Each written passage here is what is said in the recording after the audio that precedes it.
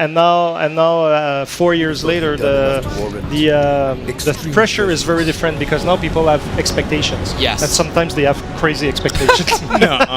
On the internet? No, it never happened. Never. So, what do we have going on, like the footage over here? Like, Walk us through what's going on Absolutely. in Mankind What's Divided. Adam up to over here? Yeah, it's to put people in context. What you're saying, Adam Jensen is going to a ghetto called Golem City, and in the world of Mankind Divided, there's a lot of tension between augmented people and the naturals, if you can say that.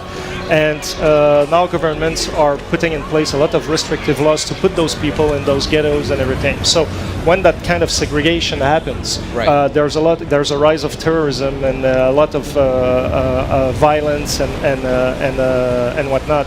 And in this world now, there's been a lot of terrorist attacks recently. And at the beginning of the game, Adam Jensen is caught in one, and he has eventually, through his own investigation, he has to go into that ghetto to find the potential responsibles behind it, because the ghetto is the home for a faction called the Augmented Rights Coalition, and those guys are trying to fight for the freedom for augmented citizens. But now they're the prime suspects, and we need to go in and confront the leader of that group. His name is Talos Rucker. There we go. We're gonna lay down some punishment. So, does this have the same approach as previous Deus Ex games, where you can just, like, do a lot of stealth?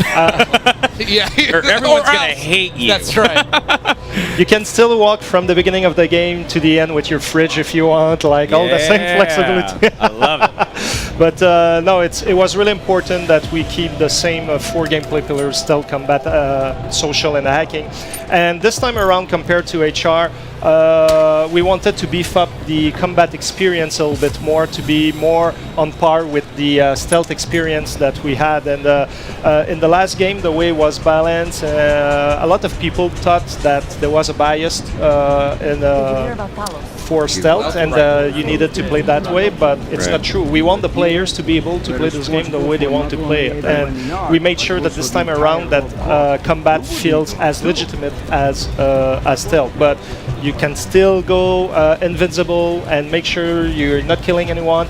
And this time around, we mean it 100%. Well, so no one can die. You can finish the game with no one dying. No boss that you have to kill. It's 100%. Yes. I'm really happy you just brought that word up. I got a question. Oh, here we go. I was reading some words on the internet device, and I saw that you guys really want to bring it home on bosses this time around. You guys want to nail awesome boss encounters for people that want to jump in on that. Can you maybe shed light?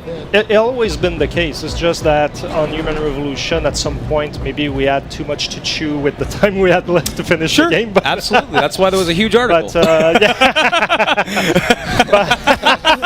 I tell it how I see it, man. Yeah, I'm a fan, so I want to know. So yeah, this time around, like from day one, we took action, and we put people in place, and making sure that from the ground up we would allocate the resources we need to make sure that this happens, and we don't repeat the same mistake as the last game. And everyone right now just went, yeah, what a relief. So happy I asked. Yes. And your answer was great. One thing that seemed really evident from the footage that I saw was that, like, it seems like you'll get to know the enemy, like your enemy, a lot better in this game. Like, I feel like in Human Revolution, like, there were these really badass enemies and bosses, but like I never had the chance to really kind of like know their backstory, know about them, what they're like, were they just mercenaries? It felt a little bit empty to me, and now it feels like, at least from when I saw the trailer, just like they have a cause, they have like a reason for why they're acting that way. It's deeper, and I really like that connection between like why are they acting the way they're acting. And it was really important to us to go in that direction, and like to get to give those characters a sense of purpose, and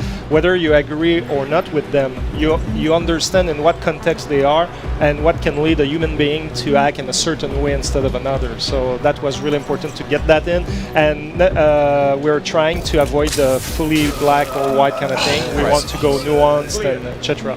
Yeah, that was the you guys are over there the gun talking. arms. I have not even listened to you guys. I'm just watching.